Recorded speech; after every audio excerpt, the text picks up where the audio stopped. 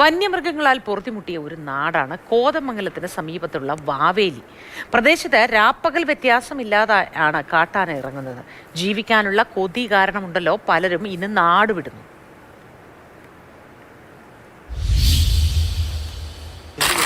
പേടിച്ചിട്ട് അന്തം കത്തിയാ ഞങ്ങളിവിടെ ജീവിക്കുന്നത്. അതൊരു യെസ് വളമാണ്. 2 മാസം മുമ്പ് ബൈക്കിൽ യാത്രക്കാരെ 2 പേരെയും രാവിലെ 7:30 ചായ കുടിച്ചിട്ട് തിരിച്ചു വന്ന വഴിക്ക് ഈ കാട്ടിലേക്ക് എടുത്തു എറിഞ്ഞതാണ്.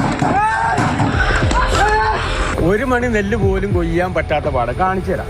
ഈ പൊക്കത്തിൽ നിന്ന സാധനം ഞങ്ങളുടെ ഒരു 3 വർഷമായി കൃഷി നിർത്തിയിട്ട് ആനശല്യം കാരണം ആന, പന്നി എല്ലാം ഇറങ്ങി ഞങ്ങളുടെ കൃഷി നശിപ്പിച്ച കാരണം ഞാനിത് 10 വർഷമായിട്ട് കാണാം. ഓരോ പദ്ധതി ഓരോരുത്തർ മാറി ഓരോ പദ്ധതിയും കൊണ്ട് വരും. അത് ആ പൈസ തിന്നും. കോട്ടപ്പടി പഞ്ചായത്തിലെ വാവേലി പ്രദേശത്താണ് ഇപ്പോഴുള്ളത്.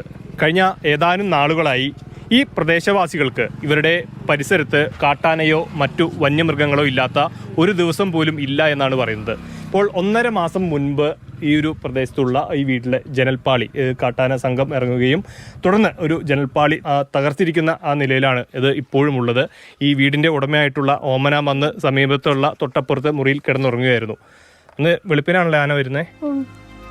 ഒറ്റയ്ക്കായിരുന്നു. പേടിച്ചു പോയോ ഒന്ന്?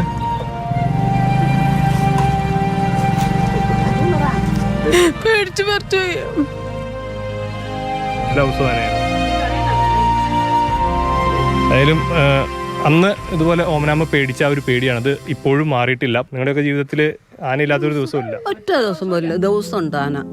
ഇന്നലെ ഉണ്ടായിരുന്നു, മിഞ്ഞാന്നുണ്ടായിരുന്നു. ഒക്കെ കൂട്ടം കൂടിയാണ് വന്നെ. ചിലപ്പോൾ ഒറ്റയാൻ ഒരു മുറിവാലനുണ്ടെന്ന് പറഞ്ഞാൽ അവനാണ് ഏറ്റവും ഉപദ്രവകാരി. ഇന്നലെ കൊച്ചു കണ്ടു പേടിച്ചു പോയി. ഇതിപ്പോ കുറെ നാളായിട്ട് ഈ പരിസരത്ത് ഇങ്ങനെ തന്നെയാണോ അവസ്ഥ? അതെ ഒത്തിരി നാളായി. 3 വർഷമെങ്കിലും ആയിട്ടുണ്ട്. ഇപ്പൊ ഈ വർഷം ആന ഭയങ്കര ശല്യ.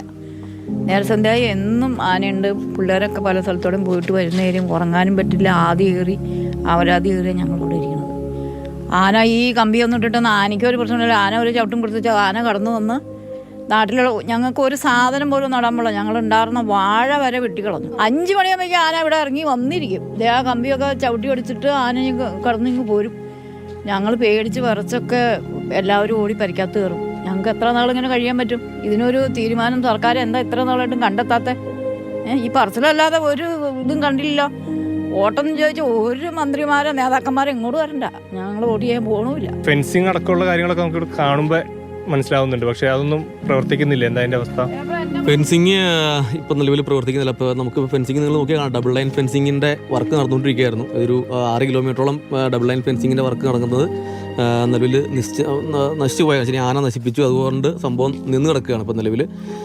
അതുകൂടാണ്ട് ഇപ്പോൾ നമുക്ക് കാണാം ഇവിടെ റീബിൽഡിംഗ് പദ്ധതിയായിട്ട് ബന്ധപ്പെട്ട് വനമേഖലയോട് ചേർന്ന് നടക്കുന്ന വീടുകളൊക്കെ സർക്കാർ ഏറ്റെടുത്തുകൊണ്ട് അവർക്ക് വേറെ ഫണ്ട് അനുവദിക്കുന്ന സംഭവം.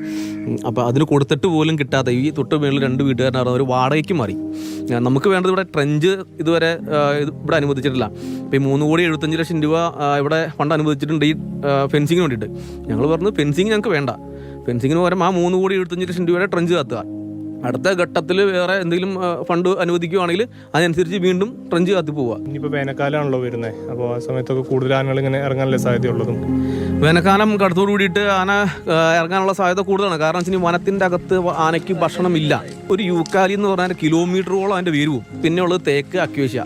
ഇത് കൂടാണ്ട് ഈ അടിക്കാടുകളായിട്ട് വളർന്ന ഇഞ്ച, കൂമുള്ള്, അതുപോലെ കൊങ്ങിണി, ഈ വക സാധനങ്ങളൊക്കെയാണ് ഇതിൻ്റെ അടിക്കാടായിട്ട് കിടക്കുന്നത്. ഇതും പടന്ന് പന്തലിച്ച് കഴിയുമ്പോൾ ഒരു ജീവികൾക്ക് പോലും, അത് മുള്ളാണ് ഈ സംഭവം. മുള്ളമ്പഴം എന്ന് പറഞ്ഞ സാധനമുണ്ട്, തുടലി എന്ന് പറഞ്ഞാൽ. ഇതൊക്കെ ശരിക്കും മുള്ള് കാടാണ്. ഇതിൻ്റെ അകത്തുനിന്ന് ഒരു മൃഗങ്ങളും ഒരു നാമ്പ് പോലും കടിച്ചെടുക്കാനില്ല. ഇത് പടന്ന് പിടിച്ച് കഴിയുമ്പം സ്വാഭാവികമായ പുല്ലുകളോ സംഭവങ്ങളോ ഒന്നുമില്ലാതെ വരുമ്പം സാധാരണക്കാരൻ്റെ കൃഷിഭൂമിയിലേക്ക് ഇറങ്ങി അവിടെ ലാവിഷമായിട്ട് തന്നെ. കാരണം അവൻ്റെ മക്കൾക്ക് വേണ്ടി ഉണ്ടാക്കിയേക്കുന്ന നെല്ലുണ്ട്, വാഴയുണ്ട്, കപ്പയുണ്ട്, തെങ്ങുണ്ട്. ഈ പ്രദേശത്ത് നിങ്ങൾ കണ്ടോ? എവിടെയെങ്കിലും തെങ്ങ് കാണാനുണ്ടോ? കഴിഞ്ഞ നാളുകളിൽ ഒരുപാട് ആളുകൾ തിങ്ങിപ്പാർത്ത ഒരു പ്രദേശമാണ്. ഇപ്പോൾ പലരും സ്വന്തം വീട് വിട്ട് മറ്റുള്ള സ്ഥലങ്ങളിലേക്ക് ഈ ഒരു കാട്ടാനെ അല്ലെങ്കിൽ വന്യമൃഗങ്ങളെ പേടിച്ച് മാറുന്ന സ്ഥിതിയാണ്. അപ്പോൾ ട്രെഞ്ചിങ് ആണ് ഇവർ നിർദ്ദേശിക്കുന്ന ഒരു പരിഹാരം. അതുണ്ടായാൽ ജീവിതത്തിൽ കുറച്ചൊക്കെ മാറ്റം വരുമെന്ന പ്രതീക്ഷയിലാണ് അവരുള്ളത്. ഇവരുടെ ജീവിതമാണ് നമ്മൾ മുന്നോട്ട് വയ്ക്കുന്നത്. സുജയ് എഡ്വേർഡിനൊപ്പം വിഷ്ണു പ്രകാശ്, മാതൃഭൂമി ന്യൂസ്, കൊച്ചി.